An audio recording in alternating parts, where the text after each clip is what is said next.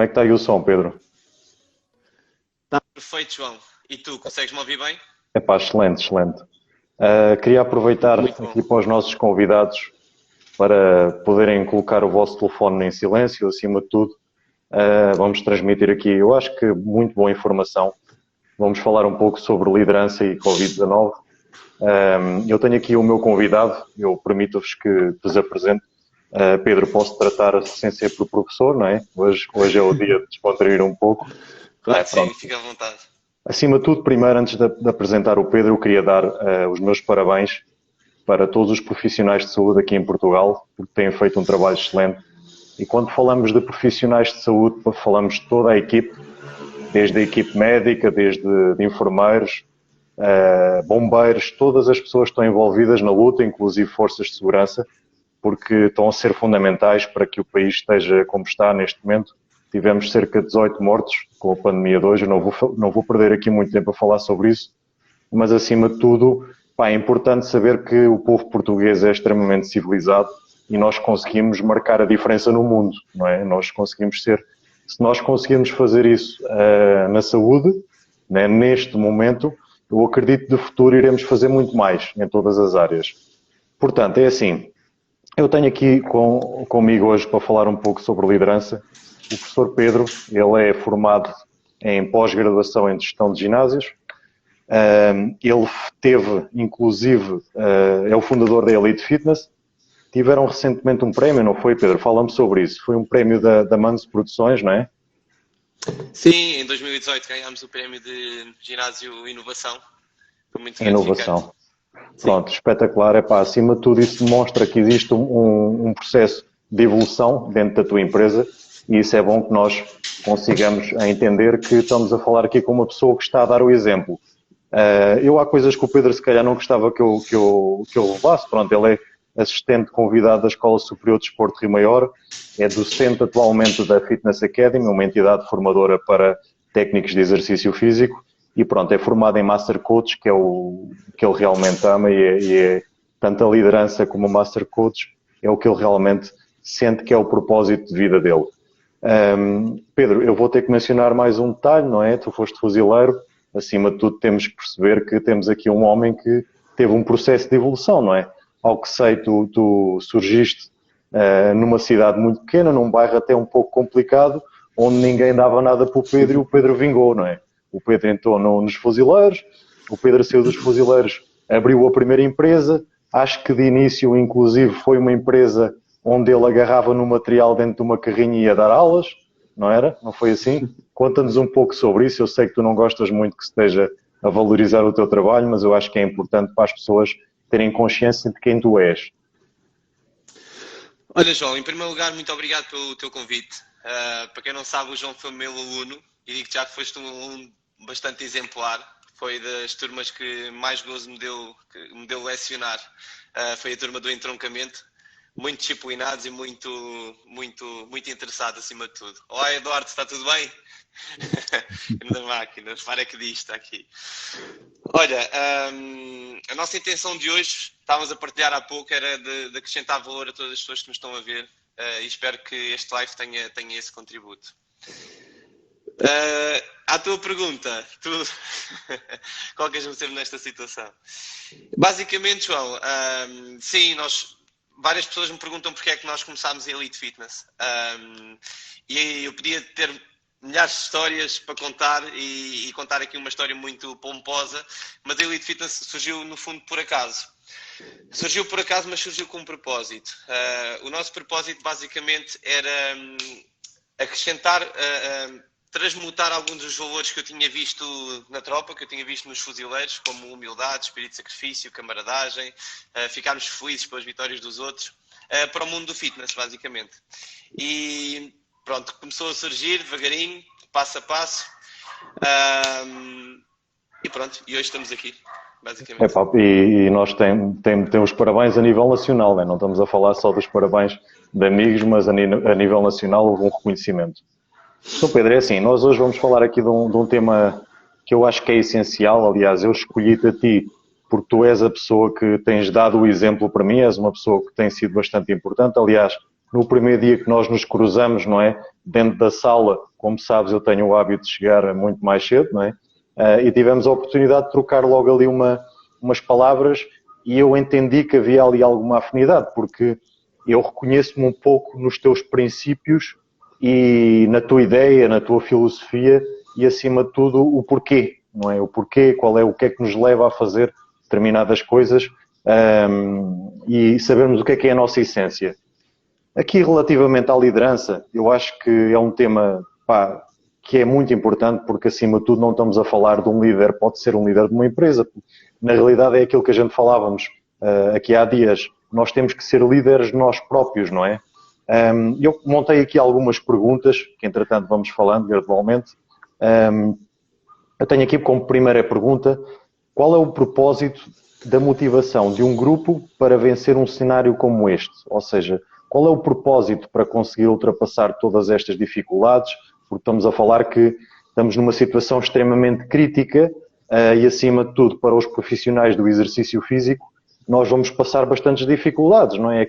Tudo aquilo que a gente andou a aprender durante as nossas formações, eu, como sabes, já tenho quase 23 anos de experiência na área, aliás, quase 24, eu já estou há muitos anos dentro da área, e em todas as formações que eu tive até hoje, acontecia isso. Acontecia, nós temos que ter o contacto, nós temos que tocar nas pessoas, temos que corrigir, enfim. Agora estamos nesta situação, o que é que tu me dizes sobre isso? O que é que tu tens a falar sobre isso? Olha, apesar do tema ter o chavão de liderança, eu acredito que aquilo que vamos partilhar hoje são para todas as pessoas. Porquê? Porque todos nós somos líderes, tendo consciência ou não tendo consciência disso. Todos nós somos líderes e desempenhamos funções de liderança. Em primeiro lugar, para nós próprios. Nós somos líderes de nós próprios e quanto mais ferramentas tivermos para isso, mais congruentes ficamos em realizar aquilo que é o nosso propósito. Já vamos falar o que é que significa propósito, qual é a nossa interpretação de propósito. Em segundo lugar, nós somos líderes das pessoas enquanto contactamos, não é? Existe a velha frase de que nós somos a média das 5 pessoas que nos rodeiam e eu acredito muito nisso. A maior parte da nossa aprendizagem ocorre a nível inconsciente, ou seja, nós não temos consciência que estamos a aprender e aprendemos maioritariamente com essas pessoas. E depois, para quem desempenha cargos de liderança, de coordenação, seja em fitness ou não seja em fitness, eu acredito que vai tirar algum proveito aqui da nossa conversa. Indo direto ao assunto, em relação ao propósito. Olha, nós na nossa equipa falamos muito sobre isto. Falamos muito sobre qual é que é a nossa missão de vida, o que é que nós estamos aqui a fazer, para onde é que nós vamos, o que é que nos deixa realizados. Existem aqui algumas abordagens teóricas engraçadas. Uma delas é do livro Drive, não sei se conheces ou não. Por acaso te lançaste-me o desafio de eu trazer aqui alguns livros, eu posso-te mostrar. Este autor chama-se Daniel Pink. E o que é que ele sugere? Eu por acaso também trouxe aqui alguns livrozinhos por acaso esse livro não tenho, mas é bom porque, acima de tudo, esta troca de informação, e isso acontece-me também com os meus alunos, não é? Nós vamos buscar referências e nós temos que ter, acima de tudo, objetos de leitura. É por isso que eu te pedi para tu, sempre que puderes aconselhar algum livro a nós, seria uma mais-valia, não é? Ok, vou fazendo isso, vou tentar fazer esse exercício. E o que é que basicamente ele sugere? Sugere que existem vários tipos de motivação. O primeiro tipo de motivação tem a ver com a sobrevivência. Eu preciso de fazer alguma coisa para sobreviver, eu preciso fazer alguma coisa para comer. O segundo tipo de motivação tem a ver com dor e prazer. Ou seja, se eu fizer mais, eu obtenho mais. Se eu fizer menos, eu não obtenho nada. Ou então obtenho punição. E o terceiro nível tem a ver com a noção de propósito. O que é que eu estou aqui a fazer? Ou seja, que causa é que eu sirvo? E aqui, que causa é que eu sirvo? Existe outro autor muito importante que é o Simon Sinek. Ele fala essencialmente sobre propósito, o que é que as equipas acreditam e para onde é que as equipas correm. E esse propósito tem que ter algumas características. Uma das características é que tem que ser algo maior do que nós. E o que é que ele quer dizer com isto? Quer dizer que tem que ser alguma coisa que já existia antes de nós nascermos e que vai existir depois da nossa morte. Okay? Como, por exemplo, a fome. Como, por exemplo, a esperança média de vida. como por exemplo ajudar as outras pessoas. Então nós temos que ter uma causa dentro de nós. Várias tropas especiais têm esta noção, os Navy SEALs têm muito esta noção de que, e todas as outras, mas a referência que eu tirei foi dos Navy SEALs, de que quando o ser humano é exposto à fome, à sede, à privação de sono, à ausência de conforto, ele não desiste, não por ele próprio, mas pelo camarada que está ao lado. Ou seja, eu tenho que ter um foco o menos egocêntrico possível e o mais longínquo possível, para que no dia em que eu deixar de fazer a minha atividade, eu olho para trás e diga assim, valeu a pena. Eu não só estive a trabalhar para pagar contas, eu não só estive a trabalhar porque tem que ser, mas eu estive a trabalhar por uma causa maior do que eu próprio. Então valeu a pena. Então diz-me uma coisa, Pedro, estamos a falar aqui do velho conceito de high flyers, não é? Estamos aqui a falar daquelas pessoas que se propõem a desafios, que conseguem contornar independentemente. Estamos a falar de resiliência, não é? Uhum. Ok, tu introduziste aqui já um conceito engraçado, que é o conceito de high flyer.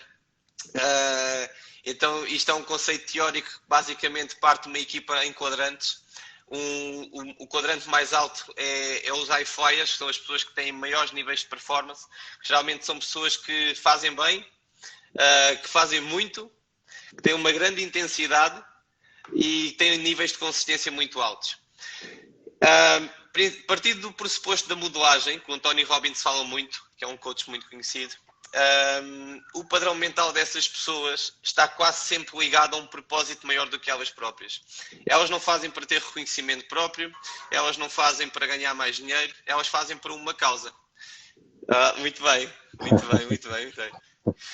Já outro autor que se chama Jim Collins, ele fala sobre os tipos de liderança e fala sobre um líder nível 5.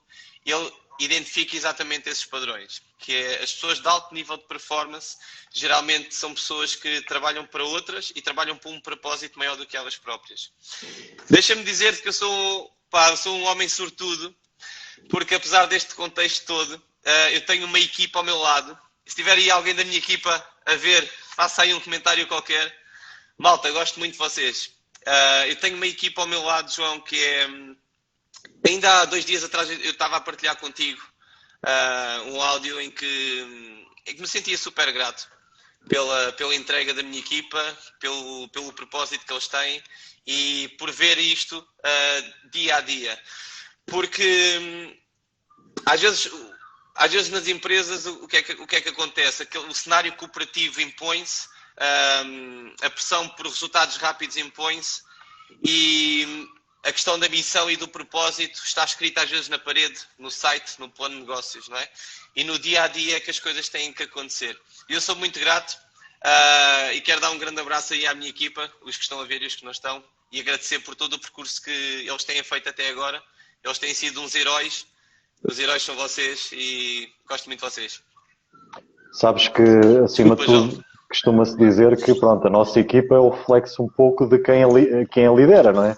Portanto, vamos novamente para o termo da liderança. Nós temos necessidade de construir uma estrutura, umas linhas orientadoras para cada pessoa que trabalha connosco, não é? Olha, eu acredito acima de tudo que a primeira coisa a fazer é desenvolver um propósito. É ligar as pessoas a uma causa e a partir daí, com alto nível de disciplina, não é necessário haver procedimentos muito rígidos, não são necessários que existam controlos muito rígidos. A partir do momento que uma equipa tem um propósito bem ligado e tem um alto nível de disciplina individual, e isso também acontece com o recrutamento, não é? Eu acho que a magia a partir daí acontece. Então, mas eu tenho aqui uma pergunta que se relaciona muito a isso, e eu pergunto, quais os passos a seguir para liderar um percurso de sucesso em equipa dentro de um cenário de guerra? Ou seja, neste caso, é o cenário atual, o cenário de guerra que nós intitulamos como guerra, não é?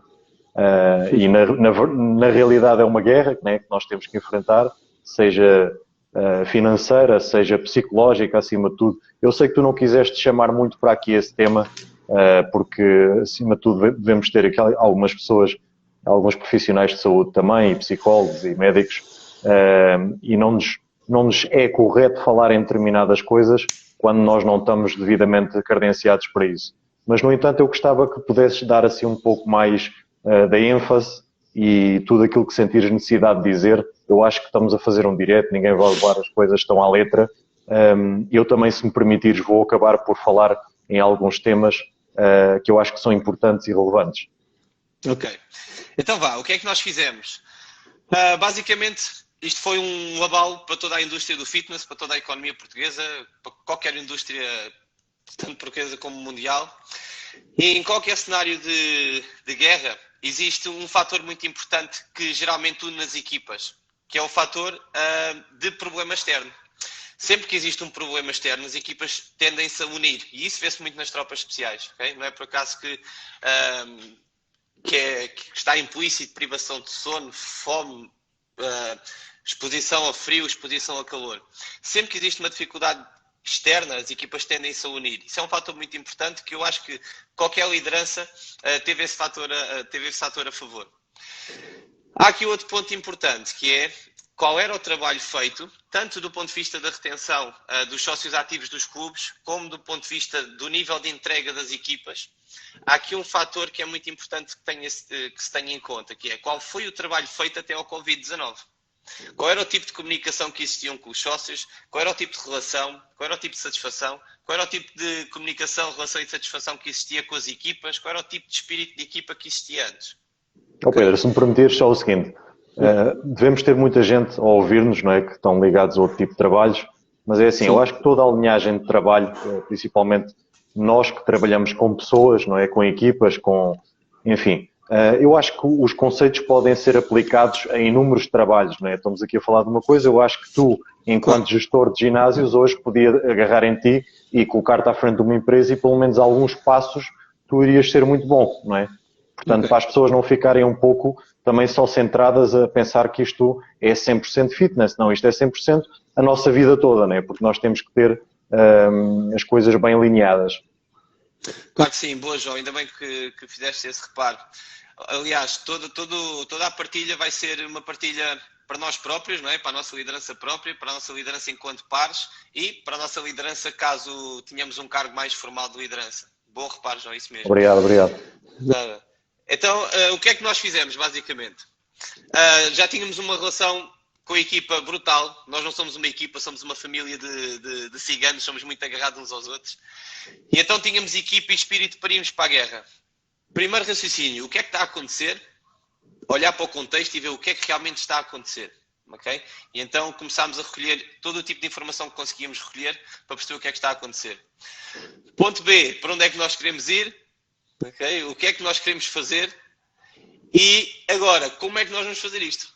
Okay? E a resposta à pergunta como é que nós vamos fazer isto, começámos a entrar num panorama estratégico. Tá? Então o primeiro passo é perceber o que é que estrategicamente nós temos que fazer para sermos bem-sucedidos e irmos para o ponto B. Sendo que na base temos duas coisas muito importantes. A primeira coisa é acalmar o medo da equipa, porque todos nós tínhamos medo. E a segunda coisa é relembrarmos qual é que é a nossa causa, qual é que é o nosso propósito. Porque se o nosso propósito era forte até então, agora temos que nos relembrar ainda mais, porque era aquilo que nos iria servir de fonte de combustível para nós conseguirmos vencer todos os obstáculos até então. E, João, deixa eu partilhar contigo que foi fantástico.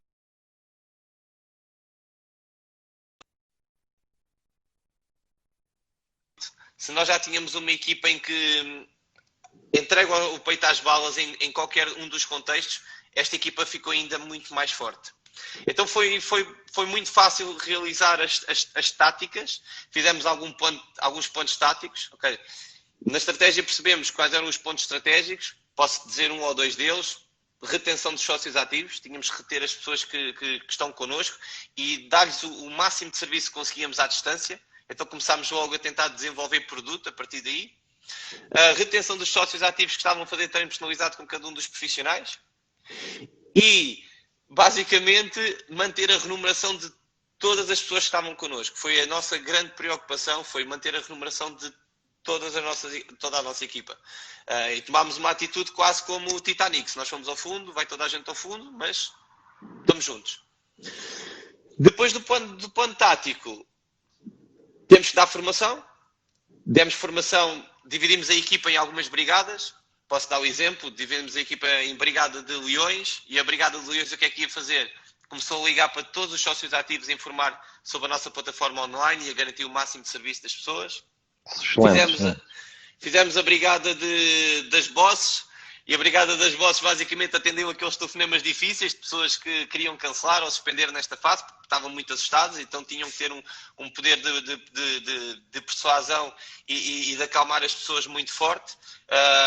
Bruno e Carla, vocês foram umas máquinas.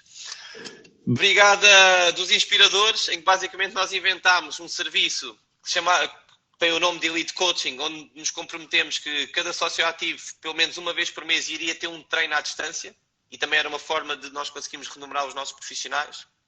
Então, basicamente, no plano tático tínhamos algumas dessas nuances. Depois da formação, fomos para o terreno, ver o que é que está a acontecer ao milímetro no terreno.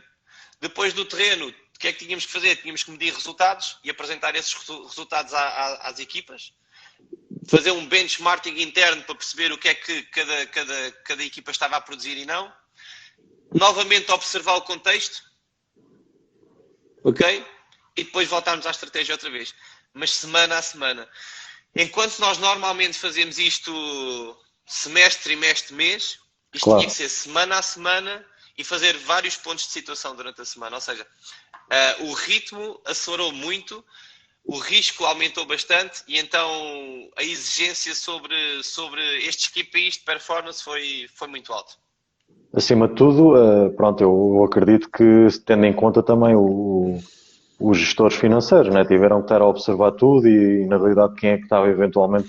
Olha, eu tenho um caso muito interessante de uma profissional que me disse que houve alguns ginásios que deram um NIB e sugeriram, agradecemos quem quiser dar uma ajuda, porque nós precisamos da vossa ajuda. Ou seja, eu acredito que esse mesmo espaço, eu posso dizer que teve transferências inclusive de 200 e 300 euros.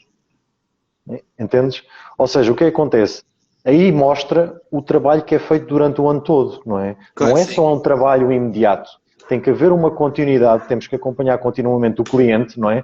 Para que ele, na realidade, quando nós necessitamos, possa na realidade, dar um pequeno contributo, a sua parte. Eu estou a falar neste valor, mas é assim, se viesse uma pessoa e dissesse, olha, João, eu vou-te transferir 5 euros simplesmente por uma questão de simbolismo, que eu já treinava contigo, por exemplo, financeiramente eu não estou bem, parei de trabalhar, só esse simbolismo, e eu acho que é acima de tudo o que se passa em Portugal hoje em dia, e que nós temos de ter atenção é o que é que nós estamos a fazer pelos outros neste momento, e basta até ver, por exemplo, o meu vizinho do lado, qual é que era a profissão dele, entendes? Olhar um pouco para o próximo e entender o que é que eu posso fazer para beneficiar esta pessoa, porque tal e qual como nós, hoje é dia do trabalhador, não é? E nós estamos aqui a dar o nosso contributo, aqui durante 1, 2 horas, a lançarmos aqui um tema. Nós, na realidade, estamos sem nenhum intuito, nós não vamos vender aqui nenhum produto, atenção, estamos já a avisar as pessoas, não vamos vender aqui nenhum curso para vocês fazerem connosco, estamos simplesmente a dar o nosso contributo e a nossa iniciativa de dar algumas ferramentas. E atenção, as ferramentas que nós damos é para vocês avaliarem. Não quer dizer que vocês usem essas ferramentas ou as considerem corretas ou não. Nós vamos vos dar sempre pontos de vista e vocês é que vão acabar por decidir, não é? Se enquadram no vosso conceito de trabalho, enfim. Sim, sim. Eu acredito que... E, aliás, isso passou-se nas nossas aulas, não é, João? Nós partilhámos vários pontos de vista, existiam pontos de vista diversos e o que interessa não é quem é que tem razão, quem é que não tem razão, é explorar novas realidades e aprendemos uns com os outros. Eu, com estes anos todos de formação, o que é que eu tenho aprendido? E, aliás, parece que aí na turma ideal, encontrei os parceiros ideais neste momento para poder fazer isso. Nós, às vezes, fazemos um conflito muito grande, não é? E acabamos por estar ali sobre uma ideia a debater-nos. Mas o mais interessante é que chegamos sempre ao final com um consenso e ficamos a aprender uns com os outros. E, na realidade, eu acho que é muito mais importante aprender com quem teve a experiência, entendes? Com quem passa pela experiência. Porque é assim, eu até podia ter 4 ou 5 mestrados e chegar aqui e falar muito sobre o facto de conseguir, vamos fazer desta forma, com este processo. Tá, então mas quem é essa pessoa? O que é que ele tem? Que empresa é que montou, não é? E tu hoje comigo falavas sobre a situação dos exemplos, não é? Conseguiste me enviar uma foto de um livro e eu recordei-te, por exemplo, o exemplo que eu tenho em casa. Né? O meu pai, que está a gerir uma empresa com 140 anos, não é? E nasceu do nada, também praticamente. Ele conseguiu, embora tenha adquirido a empresa por ter da parte da minha mãe, mas na realidade ele um dia que pediu um sabão para lavar as mãos, eles disseram, olha, eu peço imensa desculpa, mas há aí muitos para aprender o ofício. Portanto, se tu estás a pedir um aumento do salário para comprar sabão, nós não vamos dar. Portanto, é muito importante as pessoas aprenderem com a experiência. Sim, eu acho que as duas formas de conhecimento são complementares, não é? A teoria com a prática, não é? Acho que a teoria nada te serve se não passarmos para a ação, e a ação também tem muito a aprender com a teoria, por isso é fantástico, eu amo fazer o que faço, exatamente porque eu consigo conciliar estas duas coisas, mas sou sincero que eu, a partir do momento em que tenho contato com a teoria, eu começo logo a mexer aqui um bicho carpinteiro e tenho que entrar na prática para ver se funciona ou se não funciona, que é isso que é o mais importante no fundo. Claro, claro.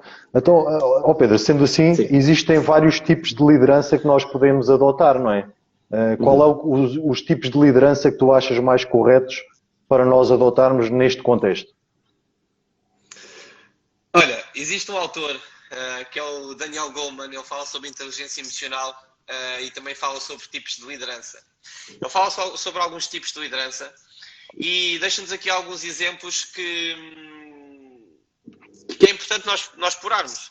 Não só agora, mas também depois do Covid ou antes do Covid, isto também já era importante. Então o que é que acontece? Este pressuposto teórico chama-se liderança situacional. Cor vermelha e ação, André. Liderança situacional. Basicamente, cada um de nós tem um perfil psicológico, não é? Cada um de nós tem uma forma de olhar para a vida, uma forma de reagir. Cada um de nós tem uma área de conforto de ser. E se nós não tivermos em conta que podemos mudar de personalidade para nos adaptarmos a um contexto, podemos mudar de forma de agir para nos adaptarmos a uma equipa, nós perante um grupo, perante uma equipa, vamos conseguir influenciar e inspirar quem mais é parecido connosco. Então a liderança situacional veio adaptar aqui coisas muito engraçadas, como por exemplo o nível de competência da equipa, o perfil psicológico de quem temos à frente, o nível de desafio e dificuldade do contexto, o desempenho de cada elemento. E então basicamente são aqui uma série de variáveis que nós temos que pensar um bocadinho sobre que tipo de liderança utilizar. Olha, o Daniel Goleman fala aqui sobre 6 tipos de liderança e basicamente ele fala sobre o tipo de liderança visionário. O visionário é aquela pessoa que sabe para onde é que há de ir, vê um problema e ele diz assim, olha, não, a direção é para ali, nós vamos para ali, nem que tenhamos que apanhar um avião e ir para Marte, é para ali que nós vamos. Então é uma pessoa que geralmente tem a certeza para o ponto B, tem a certeza para um futuro muito próximo. Este tipo de liderança tem uma vantagem que baixa os níveis de insegurança das equipas, porque todos nós, como seres humanos, começamos a experimentar insegurança sempre que não sabemos para onde é que vamos. Como desvantagem é quando um líder é muito visionário, está sempre com a cabeça na lua e não consegue descer com os pés à terra para conseguir partir para a ação. Okay? O segundo tipo de liderança, podemos falar aqui do democrático, em que basicamente ele pergunta o que é que a equipa pensa, ele pergunta o que é que a equipa sugere, ele incita a equipa a falar sobre as ideias, sobre o contexto, e este tipo de liderança como vantagem basicamente é ouvir a equipa e envolver a equipa no processo. Como desvantagem é quando o líder recorre sempre a este tipo de liderança, basicamente o que é que acontece? Passa a noção de que não fez o trabalho de casa de pensar. E passa a noção de que não sabe bem o que é que está a de fazer aqui neste contexto. Depois é o marcador de ritmo. Estou-me a rir porque a minha equipa já me está aqui a mandar os toques. Marcador de ritmo, que é um tipo de liderança que têm alto nível de desempenho, geralmente são pessoas que têm um alto nível de desempenho e de exigência com elas próprias, que exigem resultados a curto e médio prazo e que impõem esta pressão, às vezes positiva, outras vezes negativa, dependendo se este pace setting, se este marcador de resultados está em equilíbrio ou não, para que uma equipa atinja resultados. Como vantagem, leva uma equipa a um alto nível de desempenho que ela às vezes nem sequer sonhava que conseguia sozinha. Como desvantagem, gera muita pressão e muito stress. E às vezes uma equipa pode dizer assim, eu se calhar nunca vou conseguir atingir o nível daquele indivíduo, nem sequer quero fazer isto para o resto da vida. Depois, eu falo também do afiliativo, que mete as pessoas em primeiro lugar. E agora, respondendo à tua pergunta e relacionando aqui os temas, eu acho que o tipo de liderança afiliativo vai ter uma grande importância neste cenário de guerra. Porquê? Porque não são só as pessoas que estão com medo, não são só as pessoas que estão com medo de saúde, com medo da incerteza financeira, são as nossas equipas também. Então, se as nossas equipas também têm este medo, elas só vão conseguir desempenhar uma boa função, eles só vão conseguir ajudar as pessoas se eles próprios tiverem um apoio por trás e se eles próprios tiverem um apoio afiliativo por trás. E então eu acho que se eu tivesse que escolher um tipo de liderança aqui dos 6 do Daniel Goleman, em primeiro lugar, sim, o afiliativo, se calhar em segundo lugar o visionário. O afiliativo passa muito pelo toque, muitas vezes, não é? Uma das formas dele conseguir será a nível sensorial, não é? Fala-me um pouco mais sobre ele. Eu acho que na altura nós chegamos a discutir sobre esse, que tipo de estratégias é que ele usa para conseguir atingir os resultados. Ok, o líder afiliativo basicamente, o raciocínio dele é pôr a equipa em primeiro lugar. Okay? Quando ele se depara para alguma decisão difícil, é colocar a equipa em primeiro lugar. Tenho a sorte de ter uma parceira de equipa, que é a Karina, e quando isto aconteceu, nós olhámos um para o outro e dissemos assim, olha, aconteça o que acontecer, a nossa equipa está em primeiro lugar, se formos ao fundo, vamos ao fundo, mas vamos dar tudo por eles, assim como eles dão tudo pela marca. E se assim não fosse também eu diria já que não valeria a pena e que esta crise iria ser passada de uma forma muito, muito menos sentida para nós. Por isso, o afiliativo tem mais a ver que, quando está em níveis de decisão difíceis, geralmente mete as pessoas em primeiro lugar. Depois corrige-me se eu estiver errado. Aquilo que tu me estás a tentar procurar é a forma de manifestação e de contacto, não é? Se o indivíduo é mais auditivo, mais visual ou mais kinestésico. Sim, um afiliativo visual diria que olha com olhos de amor e de carinho. Um afiliativo kinestésico recorre a abraços, que é o meu caso, eu sou muito kinestésico. Geralmente, eu para mostrar que gosto das pessoas, ou abraço ou bato. E um afiliativo auditivo, geralmente diz que gosta das pessoas. Então, e neste momento, como é que tu consegues fazer isso? Se não pode existir o contacto, não é? Entendo, a minha primeira pergunta no início era, nós, a partir de hoje, deixamos de ser personal trainers em contacto para ser sem contacto, não é? Isto é um bocado confuso. Sim. Temos que recorrer a algumas estratégias de aproximação ainda assim, não é? Nós estamos afastados por distância, mas existem estratégias... Olha, neste momento está aqui o Paulo Mais, que é o presidente do CREF no Brasil, em Santa Catarina. Uma das medidas adotadas deles acabou por ser o distanciamento. Pronto, os professores não podem têm que estar à volta de 2 metros das outras pessoas. E isso torna-se um pouco complicado, não é? Porque, na realidade, a nossa função será o contacto, será o corrigir da pessoa, será o apoiar. Quer dizer, agora nós temos um indivíduo a treinar, ainda não está aberto, não é? Os ginásios ainda não estão propriamente abertos, mas futuramente iremos ter alguém a treinar e não poder tocar nela para auxiliar, entendes?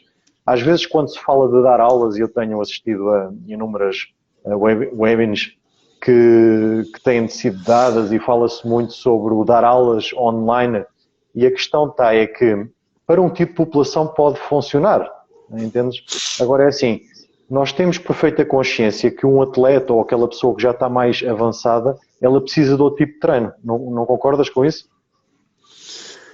É assim, o contexto não é igual, não é? Treinar em casa ou treinar no ginásio não é igual, ponto. Não é nem nunca vai ser igual. Agora a questão aqui é, Encontrar soluções, não é? Exatamente, acredito eu que nós temos que nos focar naquilo que controlamos. E a única coisa que nós controlamos é arranjar soluções, e nós temos equipas técnicas brutais, acredito eu, tanto em Portugal como no Brasil. Temos equipas técnicas brutais para desencadear soluções criativas para que, dentro do possível, as pessoas continuem a treinar, continuem a ser saudáveis, continuem a ter um sistema imunitário forte, continuem a dormir bem, a gerir bem o stress, a ter boas relações familiares com quem as rodeiam, e darmos o nosso melhor a partir daí, sim. E darmos o nosso melhor a partir daí. Nós internamente, eu posso partilhar contigo, nós desenvolvemos uma formação interna sobre os 15 fatores de sucesso para dar um PT ou uma aula online, e tem a ver exatamente com isso, João, com criar medidas de aproximação, neste cenário que não é o ideal, mas eu acho que o mercado português, sinceramente não tenho acompanhado muito o mercado brasileiro, mas eu acho que o mercado português está a ser brutal e está de parabéns em criar soluções do dia para a noite. No nosso caso, nós criámos uma plataforma em 2 dias, e foi um esforço brutal, e acho que todo o mercado está a fazer esse esforço para que as pessoas tenham boas soluções para continuarem a treinar de forma saudável em casa. Então, qual é que é o mindset para uma equipa de sucesso? O que é que tu achas que terá que ser, neste momento, a forma de pensar? Como é que tu... Ok, olha, eu hoje li um trecho de um livro que já tinha lido há algum tempo, e ele fala sobre o paradoxo de Stockdale. Basicamente, este paradoxo diz assim: manter uma esperança inabalável que se pode vencer independentemente das dificuldades, e ao mesmo tempo ter a disciplina para encarar a brutalidade dos factos e dos conceitos. Ou seja, é importante nós termos a crença e uma fé inabalável de que vamos vencer. Okay? Eu acho que esta crença e esta fé está presente em nós quando nós sabemos que trabalhamos por um propósito mais alto do que nós próprios. Basicamente é atingir o ponto alto da pirâmide, que são as 2 necessidades avançadas psicológicas que têm a ver com o nosso desenvolvimento e contribuição. E a partir do momento que nós estamos em estado de contribuição, não sei se para alguns é Deus, para outros é energia, para outros é o karma, mas a partir do momento que nós fazemos o bem, eu acho que há qualquer coisa no nosso inconsciente que nos dá o direito de acreditar que é possível e que nos dá o direito de acreditar que as coisas vão correr certo, apesar de qualquer contexto. Depois, encarar a brutalidade dos factos. Epá, há aqui um abismo no meio da sala de exercício. Pronto, temos de tapar o buraco, o que é que se há de fazer? É encarar aquilo que está a acontecer de forma séria, de forma disciplinada, e de forma assertiva. Pois, acima de tudo, temos que, pronto, a gente não basta pensar, né? Mas o pensamento gera sentimento e gera o comportamento. E o contrário também acontece, né? Acaba por ser o comportamento gera sentimento e, por sua vez, gera o pensamento, não é? Portanto, nós, na realidade, temos que começar a planear, e eu acho que é Eu tenho lido um pouco sobre isso, até vou aproveitar para fazer aqui uma referência. Nós temos, por exemplo, um livro que tu deves conhecer perfeitamente, do Napoleon Hill, Pense e Fique Rico, por exemplo, este livro. Este livro é um livro que é muito bom porque dá-nos algumas linhas orientadoras, ou seja, tudo o que nós desejamos em qualquer ponto da nossa vida, nós devemos planear, colocar num papel e, acima de tudo, imaginar como isso já estivesse a acontecer. Todos os dias refletir sobre isso, ler de manhã, ler à noite. Ou seja, é tal e qual como uma empresa, né? Gerir um ginásio, nós podemos ter algumas metas a atingir e nós temos que focar e interiorizar isso. Isso é um pouco quase como a lei da atração, não é? Eu sei que tu não gostas muito de falar assim destes temas mais aprofundados, mas na realidade é isso, é nós tentarmos gerar uma certa frequência para que as coisas comecem a acontecer. Eu acho que desde o início, desde que aconteceu esse problema, eu soube que vocês fizeram, por exemplo, aluguer de equipamentos, não é? Sim, sim. Tomámos a decisão, passei uma noite a olhar para alguns relatórios, e depois de ler alguns relatórios, tivemos uma ideia de olharmos para o ginásio de manhã. Eu tinha aquelas ideias frescas e dizer, isto agora que está aqui não serve para nada, então vamos cometer uma loucura. Estava a minha equipa toda a fazer chamadas no estúdio grande e dizes, olha malta, para tudo, venham cá ter comigo, nós vamos emprestar o material todo do ginásio a toda a gente. Houve alguns que olharam para mim com entusiasmo, não é? Aqueles mais malucos, os outros mais céticos olharam para mim, pá, o boss está maluco da cabeça, vai-se passar. E foi essa a decisão que nós tomámos. Porquê? Porque estávamos muito ligados ao propósito de servir as pessoas e apesar de qualquer risco que possa acontecer, é isso que mais interessa. Eu acho que essa ideia parte um bocadinho por aquilo que vai ser o futuro. Na realidade, cada vez mais estamos a apostar nas aulas online, não é? E neste momento, eu já estou a ver alguns espaços a realizarem aulas online, mas a questão está, de futuro, nós temos que começar a colocar todas essas mesmas aulas online. Isto porquê? Porque há muitas empresas que têm espaços reservados ao exercício, há muitas pessoas, um empresário pode ter no seu escritório, por exemplo, uma bicicleta spinning, não é? Eu estou ligado, como tu sabes, à Fit Concept, que é uma empresa portuguesa que vende equipamentos, tanto aqui no Brasil e em Portugal também. E um dos objetivos é esse, é criar pequenos kits para que as pessoas consigam, acima de tudo, caso queiram fazer as aulas em casa, possam. E como nós não sabemos qual é que será a tendência deste tipo de vírus e se as coisas vão piorar, se não, acho que é uma boa solução a gente começar a criar algumas filosofias de treino em casa, não achas? Sim, claro que sim, claro que sim. Eu acho que o paradigma de consumo de fitness mudou. Eu acho que vai mudar para melhor, apesar deste cenário de aperto ser difícil para toda a gente. Eu acho que vai mudar para muito melhor. Porquê? Porque vai instalar alguns hábitos de treino que sem esta mudança de paradigma as pessoas se calhar nunca o iriam fazer, os clubes de fitness se calhar nunca o iriam fazer, como esta adaptação rápida para online, como se calhar o empréstimo de material, como se calhar o fornecimento de algum material, e que vai facilitar em muitos casos na utilização das pessoas, não só dentro do ginásio, mas em casa, levando o ginásio para casa. Pronto, isso enquadra-se realmente nas estratégias que vocês propriamente apresentaram já, não é? Sim. Isso é excelente. Vamos lá decorrer agora durante esta semana, mas essa não te posso dizer que é segredo. Se tiver aí algum atleta da Elite Fitness... É as novidades. Se tiver aí algum atleta da Elite Fitness, não pode dizer. Então, diz-me uma coisa, quais foram os critérios que tu te baseaste para tomar essas decisões repentinas e, na realidade, tu ficaste uma noite ali a matutar sobre o assunto e tiveste no momento certo, aplicaste no momento certo, mas quais foram os critérios que te levaram a fazer essa decisão? Foi as pessoas em primeiro lugar, servir as pessoas.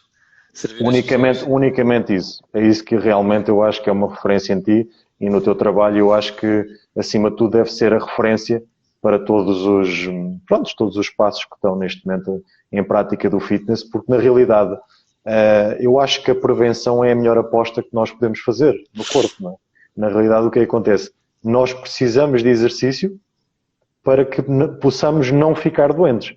E atualmente sabemos que o Covid-19 tem estado a matar muitas pessoas, mas quantas pessoas estão a morrer por outro tipo de patologias, não é?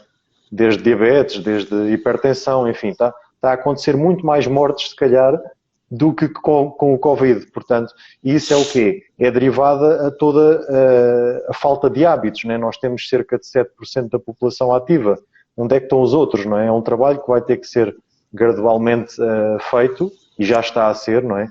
Inclusive, eu no outro dia, com o meu colega Eduardo, nós estivemos a debater um pouco sobre isso e falamos um pouco sobre a situação que estava na mesa já, diretamente com a Organização Mundial de Saúde.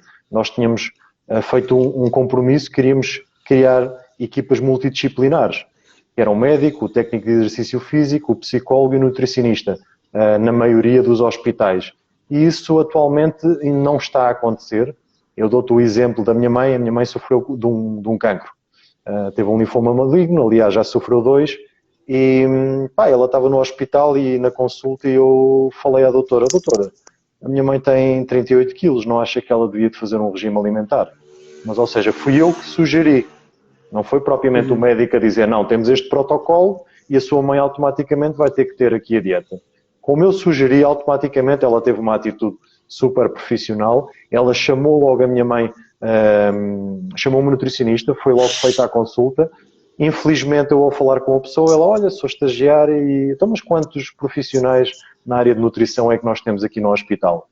É só um e sou eu como estagiária. Entendes? Ou seja, eu acho que há muita coisa a ser feita a nível do panorama. Eu sei que tu estás ligado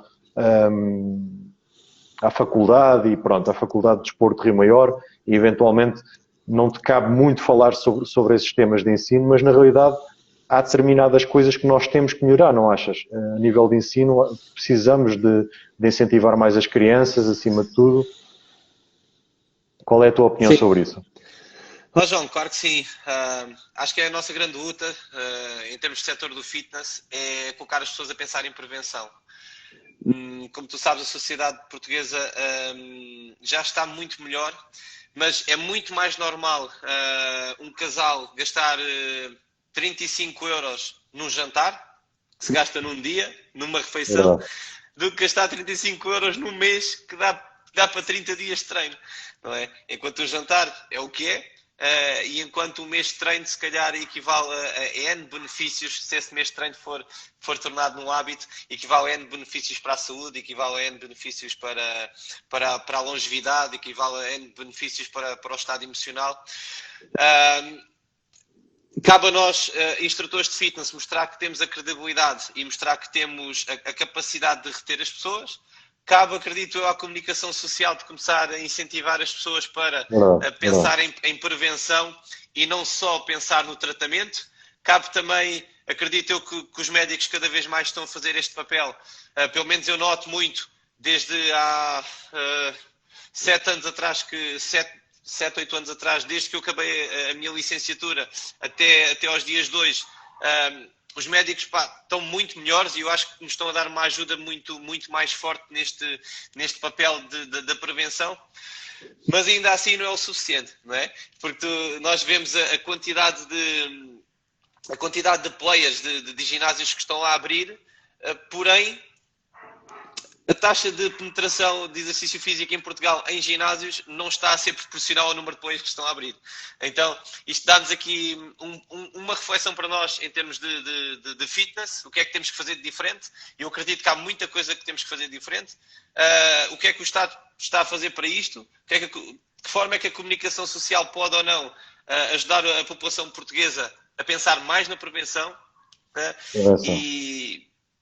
E basicamente é isto. Claro que sim, João. Eu acho que tem que haver uma grande mudança. Assim, Pedro, eu pela minha experiência, a minha experiência, como tu sabes, eu corri, sei lá, uns 13 países e já treinei em várias partes do mundo. Inclusive, tive 3 anos a viver nos Estados Unidos, que era uma realidade totalmente diferente, onde nós tínhamos um DJ dentro do ginásio, a determinada hora, a passar música, não é?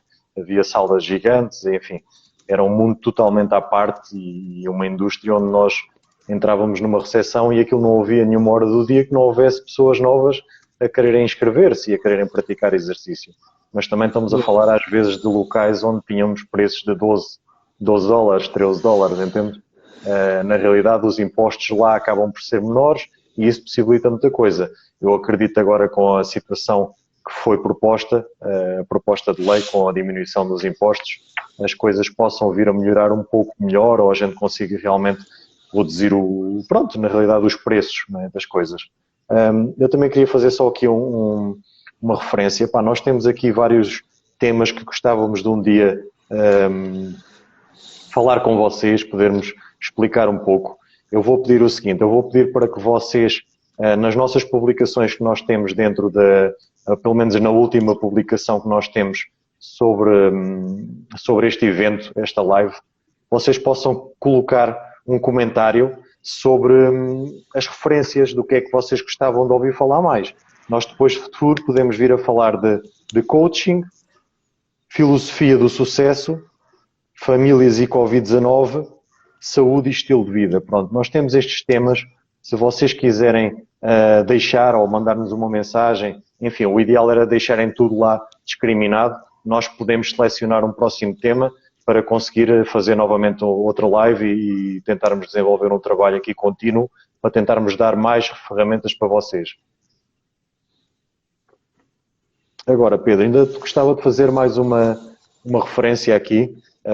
O que é que as pessoas devem esperar de um líder de fitness? Bom, temos estado a falar tanto de liderança, mas o que é que tem que ser um líder propriamente? O que é que as pessoas devem esperar, não é? O que é que eu vou receber quando eu entro dentro do ginásio e como é que eu vou sentir quem é que é o líder ali dentro?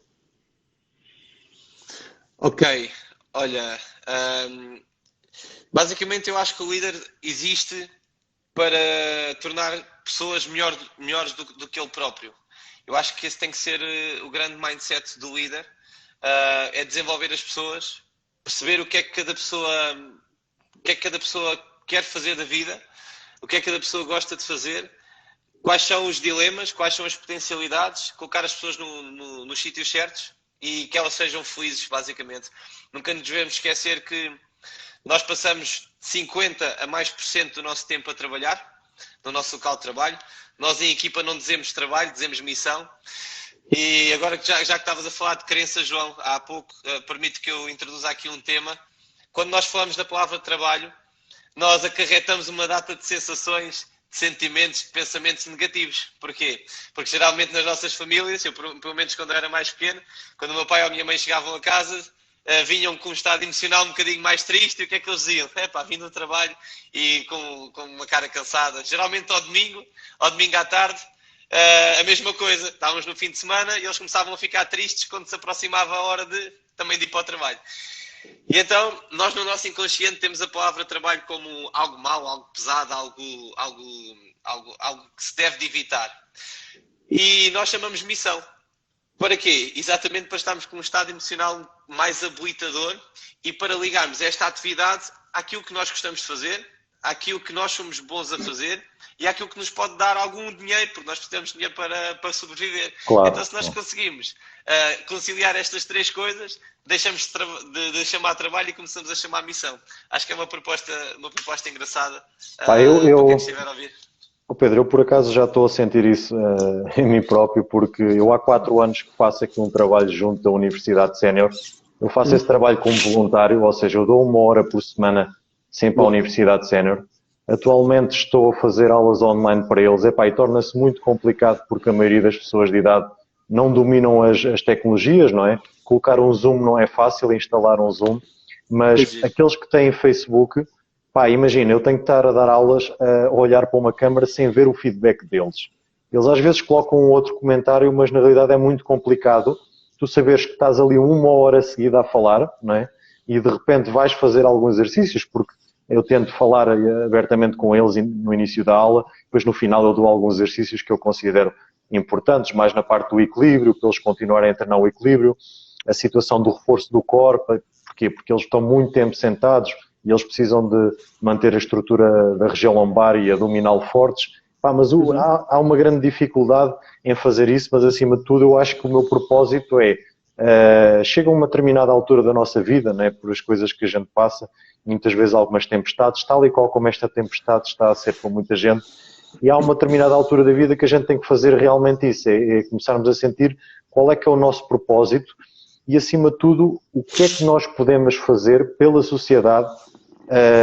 Não estamos a falar logo inicialmente com o objetivo de monetário, não é? Porque na realidade eu já estou há 4 anos e eu nunca recebi nada daquilo, entendes? Nunca vi qualquer tipo de acréscimo de dinheiro por isso. Mas a questão está naquilo que te faz sentir também bem. Até que ponto é que todo esse feedback não irá motivar, por exemplo, os netos desses avós, não é? Que eu estou a treinar, são pessoas com mais de 60 anos a maioria, e mais cedo ou mais tarde a gente vai conseguir influenciar alguém, entendes? Antes de mais, deixa-me dar-te os parabéns pela iniciativa que tu fazes, é uma atitude muito nobre e ao mesmo tempo muito engraçada. João, para quem não conhece o João, João, quanto é que tu pesas? Eu agora estou com uns 91 quilos, 92 quilos. Deve ser extremamente engraçado ver uma pessoa como tu, bem constituída como tu, a dar aulas para idosos. É muito engraçado. É assim, para quem não me conhece, eu tive muitos anos a dar aulas a crianças, na parte, quando era mais kickboxing, que eu também fiz como tu, artes marciais, mas na realidade eu sempre tive um pouco de tendência para o mundo do culto do corpo, não é? Porque havia aqueles vídeos todas aquelas séries que existiam antigamente no nosso tempo de jovens, que nos inspiravam a ter um corpo assim mais possante, mais forte, e na realidade isso permitiu-me depois começar a querer conhecer um pouco mais desta área, entendes? Porque eu fiz basquetebol, eu fiz atletismo, enfim, eu fiz desportos que a maioria das pessoas fazem. Só que um atleta que faça culturismo é considerado o atleta que tem que ter a maior capacidade mental para conseguir atingir um resultado, porque estamos a falar de uma complexibilidade elevada, não vale a pena estar aqui a dar detalhes de como é que nós nos preparamos para as provas, mas todo o regime alimentar, todo o processo de descanso praticamente feito à hora certa, não é? Enfim, e toda a dedicação que é necessária para se dar a um treino, não é?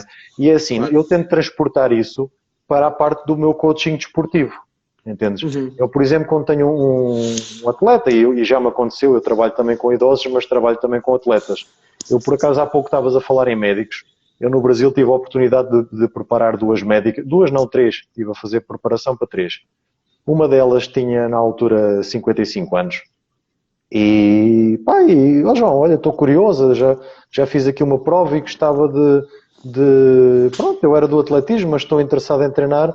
E a pouco ela foi evoluindo tanto que chegou ao campeonato do mundo praticamente no percurso de um ano, entendes? E o que acontece? Muitas vezes ela dizia, pá, João, eu não tenho tempo para treinar. Eu assim, pá, mas de certeza que, tens mesmo a certeza que não consegues fazer mais um treino cardiovascular aí pelo meio? E ela virava-se para mim, tens razão, eu na hora do almoço posso subir e descer escadas. Dentro do hospital tenho lá escadas. E ela conseguia encontrar soluções. Portanto, é assim, está bem que o Brasil é um país muito mais aberto a esse tipo de iniciativas, derivado ao calor, pronto, todo o processo que existe, a vitamina D que mete as pessoas mais felizes. Eu, inclusive, posso dizer que atualmente fui ver os meus níveis de vitamina D e estavam abaixo do normal. Portanto, há uma coisa que é necessária, é as pessoas, acima de tudo, perguntarem aos médicos, doutor, eu estou nesta situação em casa, não acha que eu devia de fazer uma análisezinha para ver o nível de vitamina D, para ver o meu organismo?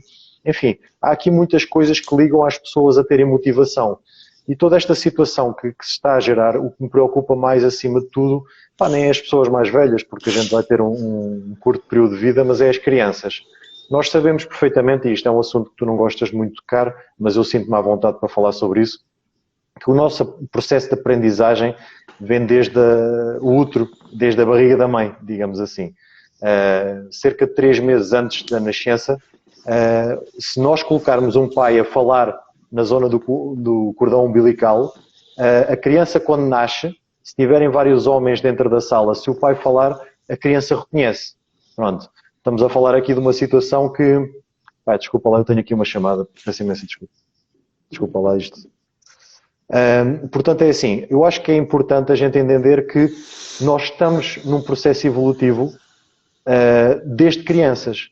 E o que acontece? O facto de nós colocarmos uma criança neste momento a ver as notícias do pessimismo, a estar continuamente, olha, vai lavar as mãos, olha, faz isto, fazemos aquilo que tu falavas há pouco. O trabalho é uma coisa cansativa.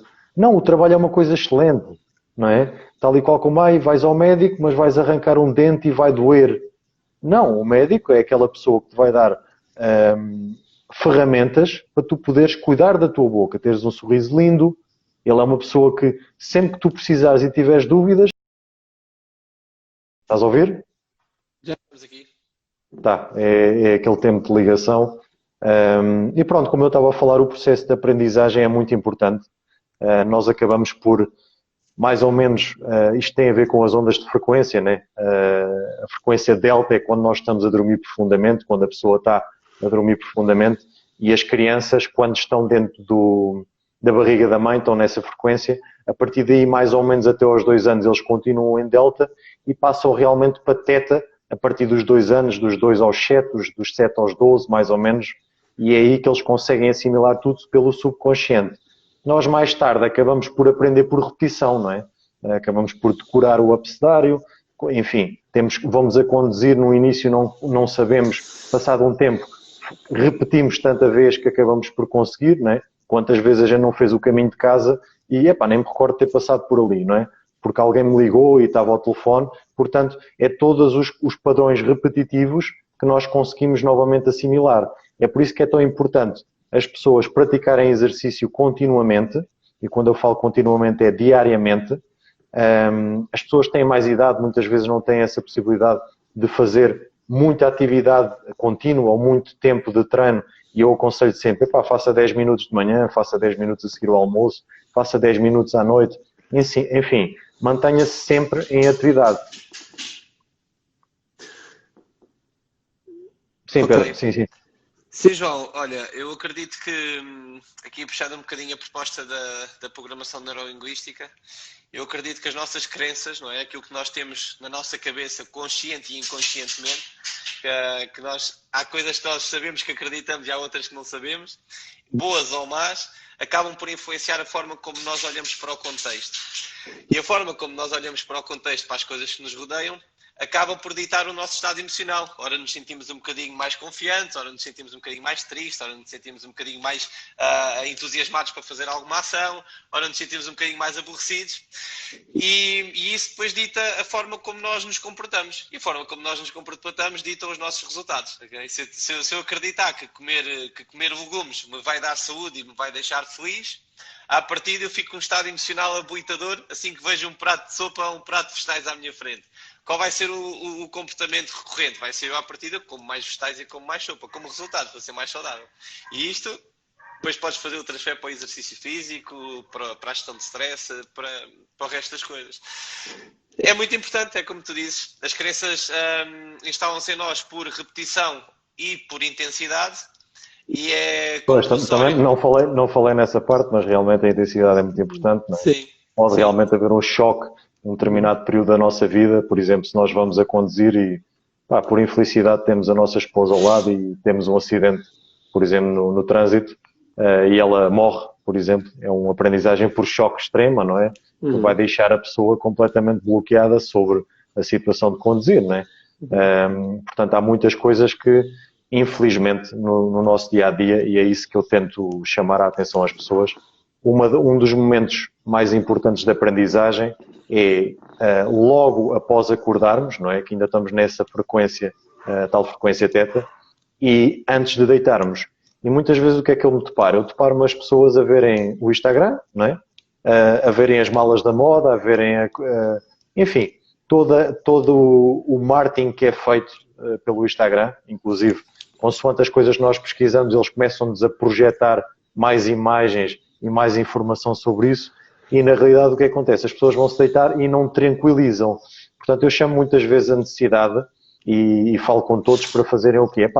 Apanhem no final do dia o vosso momento e tentem captar esse momento para a meditação, não é? Eu não sei se concordas comigo, mas quando nós nos ligamos muito à nova tecnologia, isso pode nos prejudicar, não é? Aproveitar um momento para uma leitura, para um diálogo inclusive, neste confinamento, há situações que até podem ser engraçadas, não é? Olha, engraçado, a minha mulher aqui ao meu lado, eu nunca tinha-me apercebido que a minha mulher era interessante, não é? Ironicamente, há situações assim. Portanto, nós convivemos em casa e nem nos apercebemos com quem estamos, não é? Eu vivo sozinho, não é?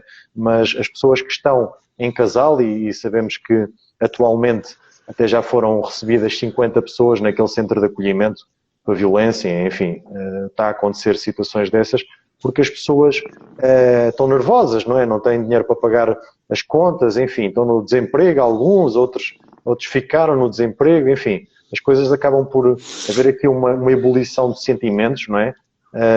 Que nos faz refletir um bocado. Para quem está habituado a tempestades, entende que isso é uma coisa perfeitamente natural, mas quem não está, como é a primeira vez, acaba por reagir mal, não achas? Deixa-me só dar aqui a boa noite ao Faustino, que ele acabou de entrar. Então, João, sim, olha, eu posso dar o máximo que eu te posso dar é aqui aquilo que eu faço comigo, não é? A minha experiência, aquilo que eu me sinto bem a fazer. Basicamente, eu não vejo televisão, não vejo fontes, não vejo televisão. Quando quero receber alguma informação, vou a sítios segmentados de informação e vou recolher a informação que preciso. Porque eu tenho uma opinião muito pessoal e uma paranoia muito pessoal de que a televisão tem um certo poder de de desvio de informação, então eu não gosto de ver televisão. Mas sim, a UER está aqui para outra tendência. Todos nós, enquanto seres humanos, temos alguma dificuldade de estar em contato connosco próprios. Não é? Geralmente quando temos algum conflito interno, geralmente quando temos alguma causa de stress. E então qual é que é a nossa primeira tendência? A nossa primeira tendência é desviar a atenção de nós para o exterior. E fazemos o quê? Vemos redes sociais, vemos televisão, tentamos estar perto do máximo de pessoas possível, às vezes recorremos a álcool, às vezes recorremos a droga, etc. E a proposta que tu estás a fazer é muito interessante, né? Que é exatamente o oposto. Que é respira fundo, um bocadinho antes de deitar e tenta entrar em contato contigo mesmo, tenta entrar em contato com os teus pensamentos, com os teus medos, com as tuas dúvidas, com as tuas culpas. E aproveitar aquela agendazinha para começar a escrever sobre o que é que eu vou atingir amanhã, não é? Esses resultados. O que é que eu quero para mim? O que é que eu posso melhorar em mim? O que é que eu fiz de bem do meu dia? Por que coisas é que eu fui grato durante o meu dia, o que é que eu quero melhorar para o dia seguinte.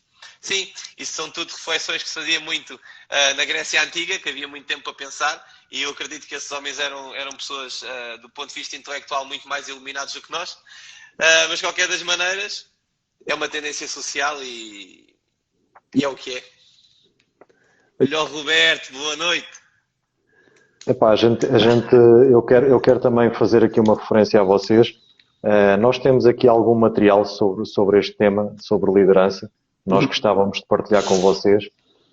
Para que possamos partilhar esse material, nós vamos pedir o seguinte: vocês sigam o Pedro e sigam-me a mim. Pronto, nós iremos ver se estão a seguir as duas pessoas e eventualmente mandem uma mensagem para o Pedro a pedir esse mesmo material. Podem aproveitar a publicação também a publicação que nós fizemos aqui da live e coloquem lá que quero receber o material, por exemplo, essa frase, quero receber, e o Pedro, entretanto, irá seccionar.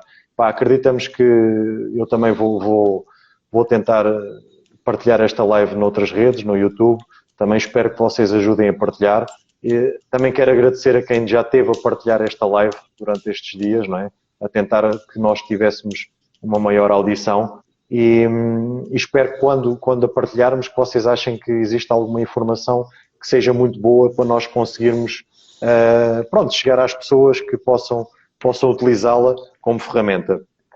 Pedro, eu gostava de fazer algumas perguntas que saem um bocadinho de fora do contexto, mas para não nos alongarmos muito aqui também nesta live, depois vamos acabar por nos despedir, mas gostava de fazer algumas perguntas. Se tu ganhasses hoje 1 milhão de euros, tu irias continuar a fazer o que estás a fazer? Sim, claramente.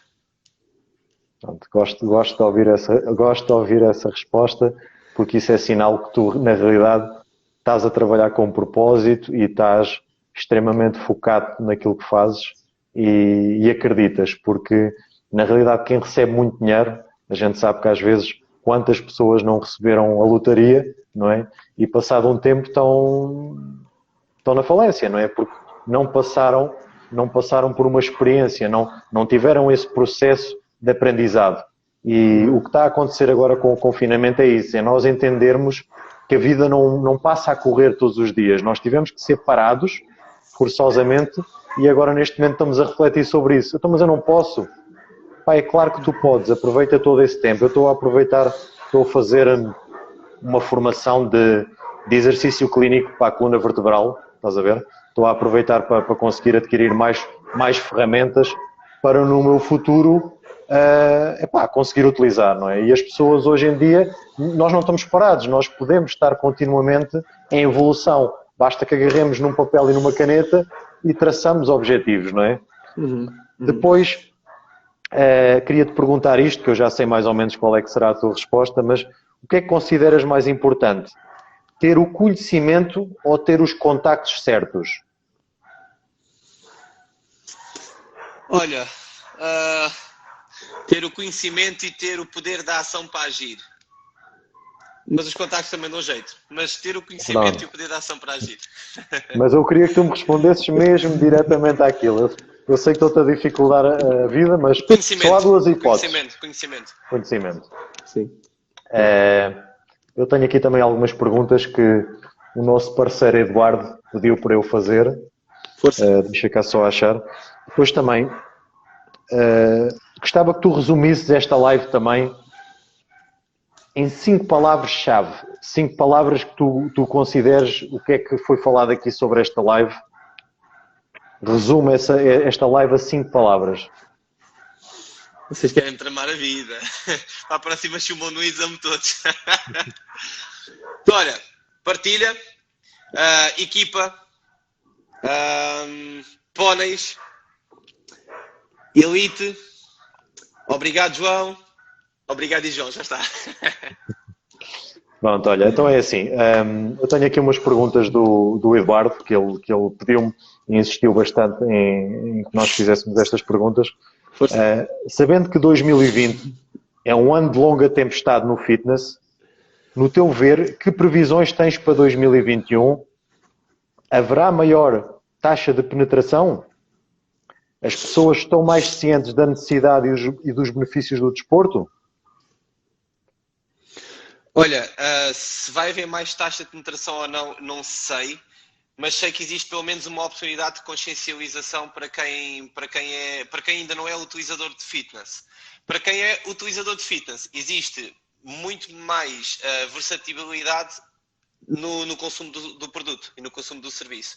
Agora, depende muito da capacidade de inovação das pessoas, na capacidade de inovação dos players. E é engraçado, estava aqui a olhar, tu mandaste-me ter aqui livros, não é? Estava aqui a olhar para um dos últimos livros que eu li, que se chama Jogo Infinito. Foi o professor Rui Marques que me deu. É uma pessoa que eu tenho o prazer de privar várias vezes por semana. E este livro fala sobre um conceito muito interessante. Só um à partezinho. O professor Rui Marques foi meu formador em 2004. Eu tive formação com o Rui Marques em 2004. E eu admirava bastante o Rui Marques porque ele era do tipo de pessoa que, se nós lhe colocássemos uma dúvida bastante perturbadora, ele não ia dormir, ele ia para casa e trazia uma literatura brutal para conseguir justificar as coisas.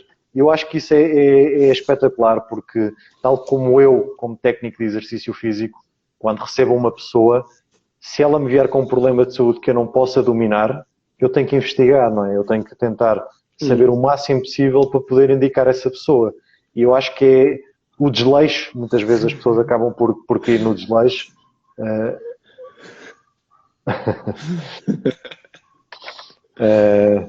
Pronto, eu não vou entrar aí nesses detalhes, né? Mas pronto, olha, sim, o professor Rui Marques a nossa equipa tem alguns momentos e tem a oportunidade de privar com ele de vez em quando, e nós costumamos chamar Pony letrado. Letrado dele ser muito interessado, ser muito inteligente e ser uma pessoa de referência, que acho que é das pessoas, se calhar, se tivéssemos que eleger o top 5 de autoridades do fitness, ele de certeza que, pelo menos na minha visão, estaria lá dentro. Era sem dúvida. Sim. Voltando à tua pergunta, à pergunta do Eduardo, é se vai haver mais taxa de penetração ou não em 2021. E se as pessoas estão mais cientes da necessidade do benefício do desporto? Sim. Eu acho que vão estar mais cientes, sim, até porque o risco de saúde, o medo de risco de saúde aumenta, e com isso as pessoas têm que começar a pensar na prevenção. Não é? E isso é uma grande oportunidade para nós, para os setores do fitness. E daí depende da capacidade de inovação do setor e de cada player. O que é que acontece? Aqui este livro é muito engraçado. O Jogo Infinito, ele apela para... nós trabalhamos por uma causa maior do que nós próprios. Ele às vezes diz que existe muito aquela tendência das marcas, dos players, das empresas tentarem ser os melhores ou os piores, ou eu vou ser o melhor que aquele aqui, eu vou ser o mais inovador que aquele ali, eu vou ter mais clubes que o outro, eu vou ter mais... E ele diz que isso, no fundo, acrescenta pouco valor àquilo que é a entrega de missão às pessoas. Aquilo que, no ponto de vista do Simon Sinek, que é uma referência a falar sobre liderança, faz acrescentar mais valor e faz crescer a cadeia de valor, tanto para o setor como para quem consome. Nós estarmos bem cientes, queremos ser melhores que nós próprios e queremos trabalhar para uma causa, para um serviço, ter a perspectiva de servir as pessoas. Nós não somos melhores do que ninguém, nós queremos ser melhores a cada dia a servir as pessoas. Eu acho que se o mercado do fitness adotar cada vez mais esta perspectiva, de certeza que vai conseguir inovar, vai-se conseguir aproximar mais das pessoas e, consequentemente, vai aproveitar esta oportunidade para fazer aumentar a taxa de penetração. Eu acredito que, pronto, isso é tudo às vezes muito fácil de falar e o meu grande problema não é o nosso setor. O nosso setor está extremamente empolgado, nós somos lutadores, nós defendemos a saúde pá, com uma garra impressionante, quase todos os profissionais de exercício físico o fazem.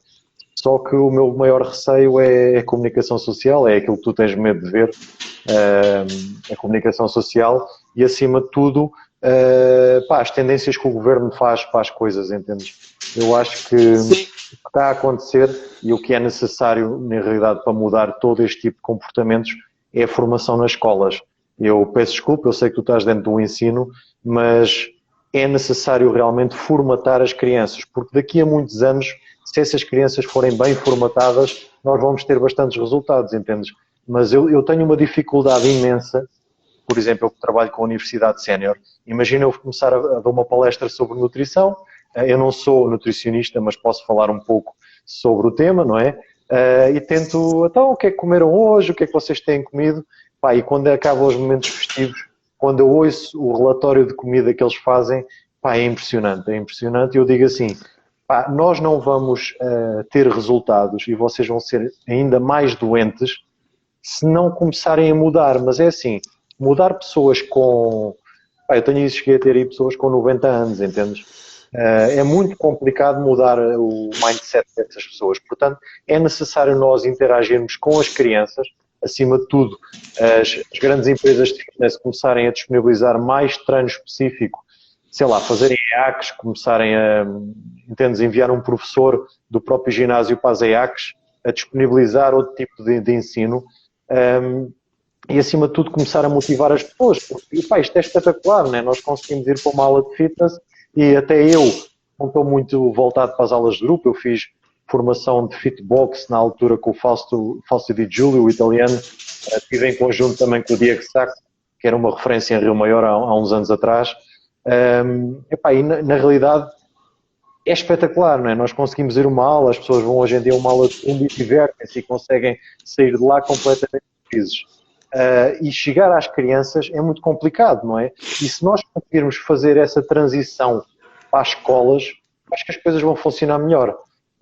E começar a levar mais exemplos, porque às vezes, aqui há dias no panorama do ensino nacional, pá, colocar uma professora a dar uma aula que, tecnicamente, eu e o Eduardo batemos isso no outro dia, achamos que, pronto, não estava da forma mais correta a dar a aula. O que não impossibilita da pessoa ser uma excelente professora e, atenção, toda a parte das competências, aliás, ela estava com formação na Faculdade de Nutricidade Humana, portanto, uma das melhores faculdades do país e certamente é uma pessoa extremamente, pá, com determinados valores e determinadas aptidões para poder falar sobre exercício. Mas a questão aqui está no seguinte, pá, se nós tivermos mais exemplos, eu costumo, e voltando ainda à história dos high flyers, não é? Pá, o Cristiano Ronaldo é um exemplo para toda a gente, entendes? Se nós tivermos pessoas que respirem vida, que consigam contagiar, não é? Que vão às AECs, que vão às escolas, que se faça a participação de mais atletas a visitar as escolas, entendes? Nós estamos, por exemplo, a dar atletismo, e por que não levar um campeão nacional nessa altura dentro da escola para falar com as pessoas? Todo esse diálogo é importante e isso tudo é que vai motivar para daqui a uns anos nós termos uma taxa de penetração brutal. E se não for apostado logo de início na escola, as coisas não vão funcionar, porque nós estamos a fazer uma luta contra todo o outro sistema, que é uma sociedade de consumo, onde o consumo é açúcar, não é? Consumam açúcar e não estamos voltados propriamente para dizer que, pá, cuidado com as calorias que vocês ingerem, não é? Estamos aqui a tentar vender o Estado. Há alimentos que estão a ser vendidos que deviam ser proibidos, não é?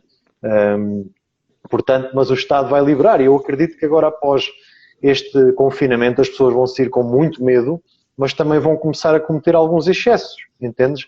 Em vez de começarem a pensar assim, antes de sair de casa eu vou ter que me formar, eu vou ter que começar a apostar, e isto pode vir da parte dos municípios, colocarem mais nutricionistas, por exemplo, a falar diretamente em lives sobre alimentação, enfim, não estou a dizer a fazer dietas personalizadas para cada pessoa, mas começarem a falar mais da importância da alimentação, e acho que o Eduardo concorda bastante comigo nisso, relativamente às crianças, à formação que deve ser dada nas escolas, e tudo isso em conjunto para quê? Para, na realidade, a segunda-feira, quando vai haver um desconfinamento progressivo, pá, nós começarmos a ter um bocadinho mais consciência. Pá, eu não me vou pôr a comer 2 pastéis de nata e um café, quando na realidade os 2 pastéis de nata e um café é o dinheiro que eu pago, por exemplo, num ginásio, ou numa academia, ou num estúdio, para poder estar mais saudável, entendes? São opções que nós temos que embutir. Eu não estou a dizer que as pessoas têm que deixar de comer o pastelzinho de nata de Belém, não é? Eu estou aqui a dizer que, na realidade, pá, se comermos 2 por dia está fora de questão, a gente não pode fazer isso. E há necessidade de nós começarmos a racionalizar toda essa hiperalimentação que estamos a fazer, e este é o momento certo. Enquanto estamos em casa, os pais, acima de tudo, darem mais formação e fazerem as crianças entender que não podem estar continuamente nos computadores, né? Tentar, acima de tudo, chamá-las para uma realidade diferente. Uhum. Olha, João, eu concordo contigo quando dizes que seria muito mais facilitador para nós, setor do fitness, se o Estado tivesse maior influência sobre a opinião das pessoas, se a comunicação social nos ajudasse, se a classe médica, inclusivamente, ajudar de forma mais proativa, e eu acho que já está muito, muito proativa, e há muitos bons médicos que estão a fazer esse trabalho de encaminhamento. Pelo menos nós na nossa marca sentimos isso. Contudo, e cruzando isto à pergunta que tu me fizeste há bocado, qual é que é o mindset que as equipas têm que ter para vencer esta crise? Deixa-me partilhar contigo uma coisa que nós temos muito nossa. Para nós, esta crise é uma crise, mas eu acho que nós estamos a encarar esta crise de uma forma muito mais habilitadora, porque nós somos uma marca que viemos do zero, sem dinheiro nenhum, então tivemos montes de crises na vida, era só crises, tudo era crises. Então nós tivemos que desenvolver um certo panorama mental, e uma das nossas premissas que nós temos em equipa é o foco só naquilo que eu controlo. E então, isto para a nossa equipa, basicamente eu não controlo que o Estado melhore, eu não controlo que os médicos comecem a prescrever para mim exercício, e eu não controlo que os municípios também comecem a influenciar a comunicação social. Outra coisa engraçada que nós temos é flexibilidade mental para a mudança. O que é que isto acontece? O que é que acontece? E tu notas quando falas com alguma pessoa, tu começas a perceber o sistema de crenças dessa pessoa através do quê? Da linguística. E quando nós estamos em processo de recrutamento, nós costumamos perceber se as pessoas têm crenças muito inflexíveis ou um bocado flexíveis. E porquê é que nós damos privilégio a pessoas que têm crenças mais flexíveis? Porque nós sabemos que o contexto muda. Como agora o exemplo, não é? Houve Covid-19, de repente tivemos que fechar os ginásios, o contexto mudou. E aquelas pessoas, não são as pessoas mais fortes, não são as pessoas mais ricas, nem são as pessoas mais inteligentes, são as pessoas que mais rapidamente se adaptam ao contexto. E nós, em equipa, temos esta facilidade. Eu adoro trabalhar com a minha equipa exatamente por isso, porque basicamente se o contexto pede, nós nem perguntamos, saltamos de cabeça. E isso é muito transformacional e é muito grato para mim, é uma gratidão enorme para mim trabalhar com pessoas assim. E depois temos a terceira coisa, que é o todo é mais importante do que eu. O todo é mais importante do que eu. E o que é que isto significa para nós? Significa que eu primeiro vejo aquilo que a minha equipa precisa, entrego-me, e com esta premissa eu sei que a equipa depois cuida de mim. Então isto quase para te responder a 2 perguntas que tinhas feito há pouco e dar-te a minha perspectiva. Eu acho que se as equipas que estão na linha da frente, que as equipas de fitness, que fazem um trabalho brutal, o nosso setor é muito desvalorizado para aquilo que nós fazemos em Portugal. E eu estou a falar de todas as cadeias. Falo essencialmente da minha, porque a minha equipa está no meu coração, não é? É aquilo que eu defendo. Mas se todas as equipas tiverem premissas como estas, ou outras melhores que tenham, e se foquem exatamente naquilo que controlam, e se foquem exatamente na causa que é servir pessoas, eu acho que vamos conseguir inovar produto, inovar formas de comunicação, para chegar mais facilmente às crianças, para chegar mais facilmente aos pais, e para conseguirmos influenciar. E agora usar este tempo todo de reflexão, pegar nessas ideias que tu deste e muito boas, como é que os ginásios podem começar a influenciar as crianças desde cedo? Como é que os ginásios podem começar a influenciar os pais? Como é que os ginásios podem começar a atingir idosos? Porque há idosos que não vão ao ginásio, não é? Eu posso dar uma pequena solução. Uhum. Quer dizer, se nós oferecermos alguns brindes aos pais que possam ter, sei lá, um atleta a fazer exercício, ou aquele casal, por exemplo, que treina dentro do ginásio, tem uma criança, sei lá, de 5 anos, e se nós tivermos imagina, uns bonecos indicados para uma criança de 5 anos, uns bonecos esportivos, nós podemos oferecer, entendes? Pequenas coisinhas simbólicas que às vezes, até um livro, não é? Para uma criança poder ler, que possa motivar mais isso. Portanto, as redes de ginásios em Portugal, se apostarem nesse tipo de situação, inclusive, imagina, livros para, por exemplo, as pessoas com mais idade, não é? Olha, leve para o seu avô para ler, porque isto é extremamente interessante. Onde possa motivar essa pessoa a mudar. Eu sei que isto envolve muito dinheiro, envolve é um processo de bastantes pessoas a trabalhar, mas eu acho que é esse o caminho. Eu acho que tens razão, as coisas têm que partir por algum lado e é lógico. Sim, sim? Estou? Estás a ouvir, Pedro? Não. Sim. E é lógico que é perfeitamente normal, nós não podemos mudar o Estado, não é isso que eu queria dizer. Eu quando falei nisso, para tu mudares a entender quais seriam as tuas ideias, qual seria, porque na realidade eu sei que tu não vais querer responder a esta pergunta, mas o que é que tu achas, que tipo de disciplina é que podia ser inserida no ensino que desse para mentalizar as pessoas da importância do exercício, da nutrição, enfim, de toda esta filosofia de vida que nós temos? Eu acho que seria muito importante uma disciplina, não sei o nome da disciplina, mas essencialmente uma disciplina que mostrasse o impacto negativo do sedentarismo, não só na nossa saúde, na saúde dos nossos pais, daquelas pessoas, dos nossos pares, daqueles que mais nós amamos, nossos filhos, na economia, não é? O impacto do sedentarismo na economia e as vantagens do exercício físico, ou seja, o que é que este comportamento nos vai dar a curto, médio e longo prazo, a dor e o prazer. Eu acho que era fantástico existir isto desde cedo nas escolas. Acho que era transformacional. Eu acho que existir uma disciplina que tivesse esse tipo de temas, que tivesse, por exemplo, nós fazemos os cursos de primeiros socorros, não é? E há pequenas coisas que se nós ensinarmos a uma criança, essa criança um dia mais tarde pode salvar uma vida. Entendes? Eu sei que agora até alteraram um pouco as leis, porque, por exemplo, nós não podemos logo fazer a respiração boca a boca. Pronto, há várias coisas agora que foram reformuladas. Eu não sei se tu já tiveste acesso a isso. Eu depois vou enviar para ti. Na realidade, relativamente aos primeiros socorros e a forma como vamos abordar a vítima. Mas, na realidade, tudo isso era importante conseguir conciliar aqui e eu acho que é assim. Os próprios ginásios podem criar temas, tal e qual como nós estamos aqui a fazer uma live e a criar um tema para inspirar as pessoas, podem criar esse tipo de filosofias e dá-las nas AECs, ou por exemplo, abordarem a própria escola para dizer ao diretor da escola, olha, nós temos esta necessidade de transmitir este conteúdo que achamos que é extremamente positivo para a sua instituição e vamos avançar nisso. O que é que acham do nosso projeto? Entendes? Era fantástico.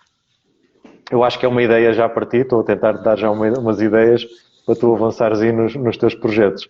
Olha, mas antes disso, tinha aqui ainda mais umas perguntas do Eduardo.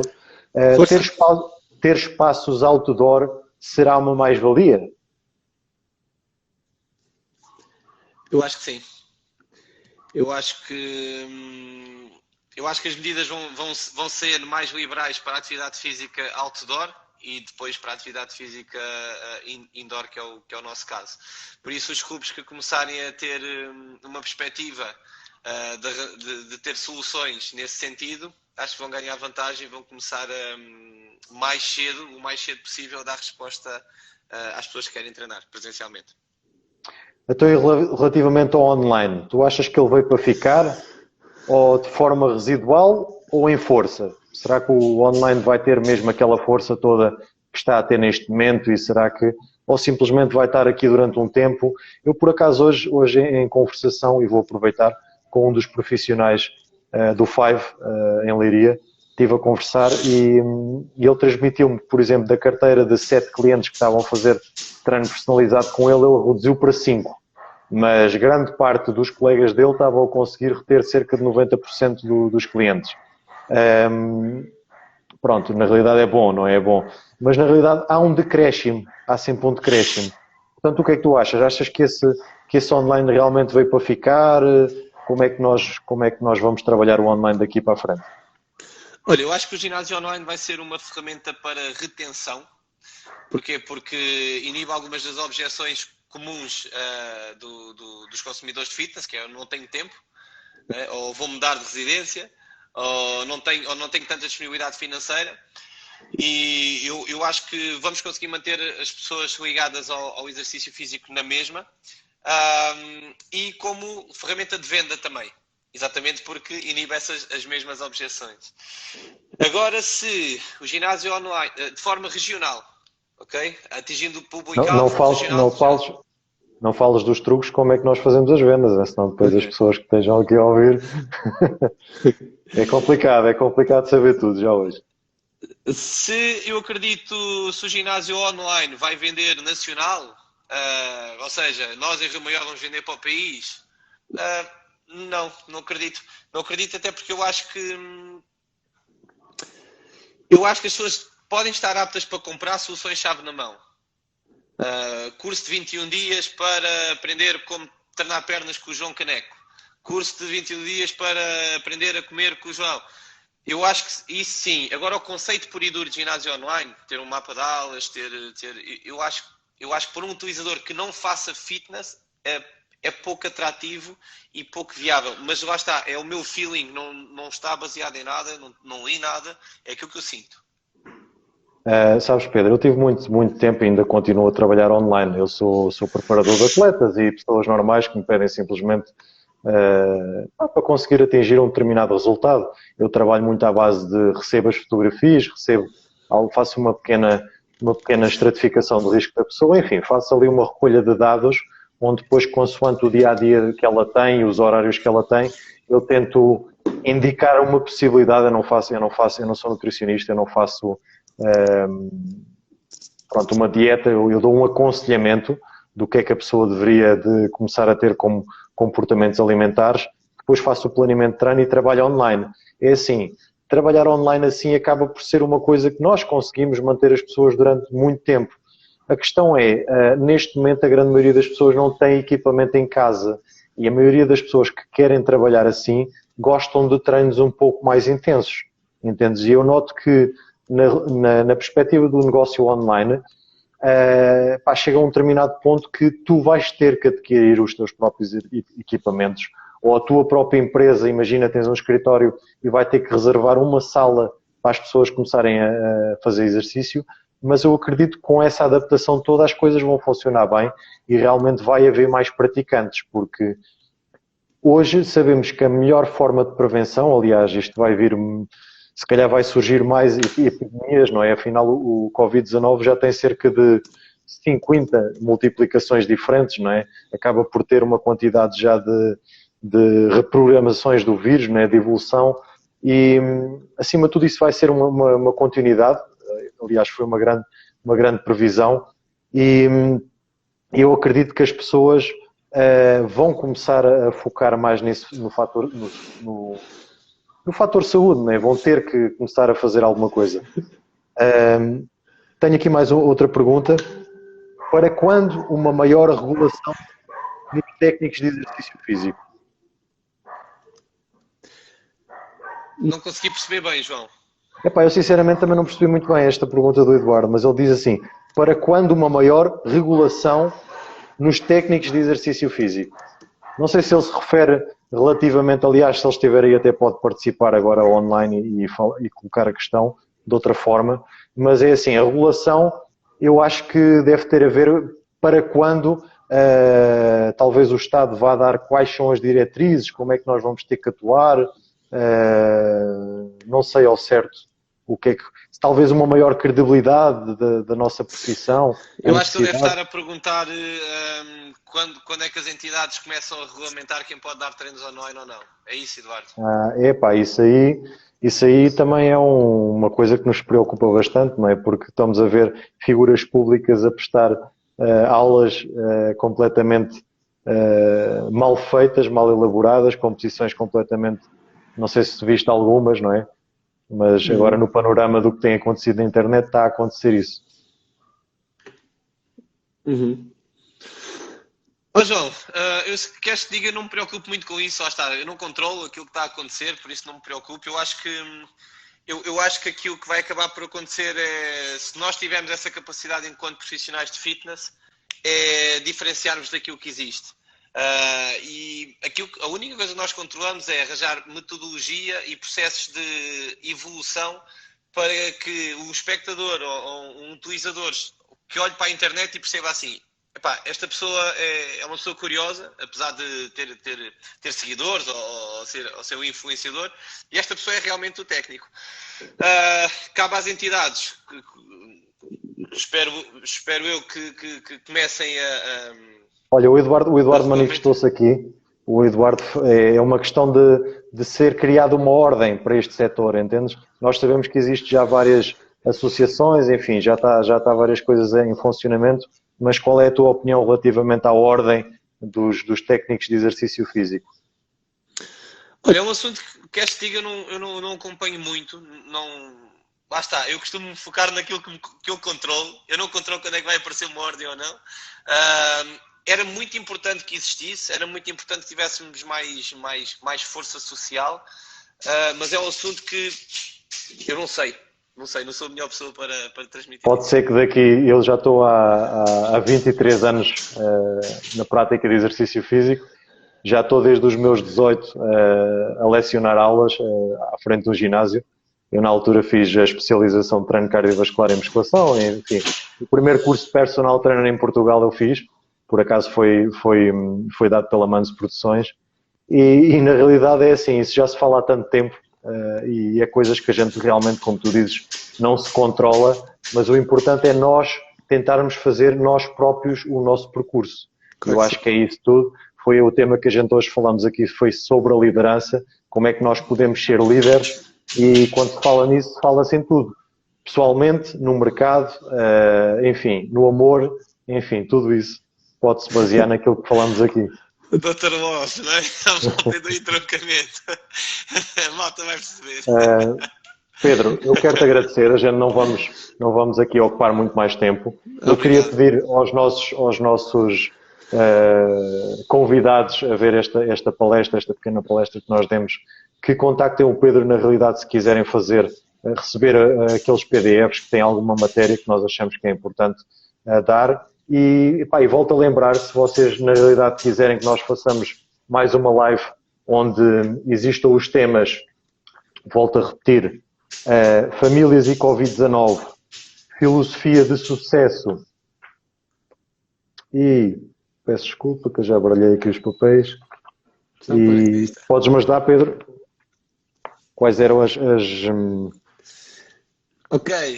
referências dos temas?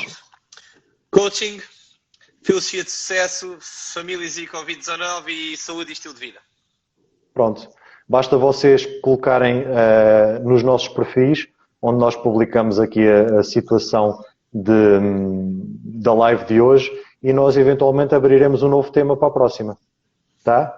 Quero agradecer a presença de todos, espero que isto vos tenha dado tanto prazer como nós a lecionar este pequeno momento. E acima de tudo, mantenham-se unidos e pratiquem exercício todos os dias, é claro, com o tempo restrito que seja feito, mas pratiquem. Obrigado, João, pelo convite. Obrigado aí à turma do entroncamento também. E obrigado, equipa, e toda a gente que nos esteve a ver hoje. Equipa, gosto de vocês. Um grande abraço para todos. Tchau, tchau. Tchau, obrigado. Obrigado.